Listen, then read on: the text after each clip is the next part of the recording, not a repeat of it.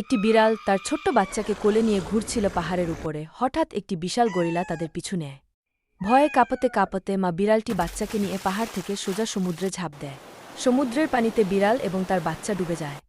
সমুদ্রের পানিতে ভেসে যায় এবং বাচ্চা বিড়ালটি অজ্ঞান কাদা মাখা অবস্থায় পড়ে থাকে জঙ্গলের এক কোণে। কিছুক্ষণ পরে একটি দয়ালু পান্ডা কাদায় মাখামাখি ছানাটিকে খুঁজে পায়। পান্ডাটি বিড়াল ছানাটিকে অনেক ডাকাডাকি করে, বাচ্চাটি উঠে না। তারপরে পান্ডাটি তাকে পিঠে চাপিয়ে নিয়ে যায় নিজের বাসায়। শুকনো কাপড়ে মুছে দেয় তার শরীর।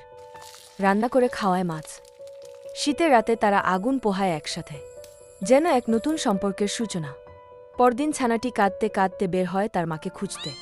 অনেক খোঁজার পরে জঙ্গলের এক কোণে সে খুঁজে পায় তার মাকে, নিস্তব্ধ। তার মার মরা দেহ ধনে অনেক কান্নাকাটি করে ছানাকি। তারপরে পান্ডা আর বিড়াল ছানা দুইজনে মিলে মাটি খুঁড়ে কবর দেয় মা বিড়ালকে। ছোট্ট ছানাটি কবরের পাশে বসে অঝরে কাঁদে। ভিডিওটি ভালো লাগলে একটা লাইক এবং চ্যানেলটি সাবস্ক্রাইব করে দিবেন।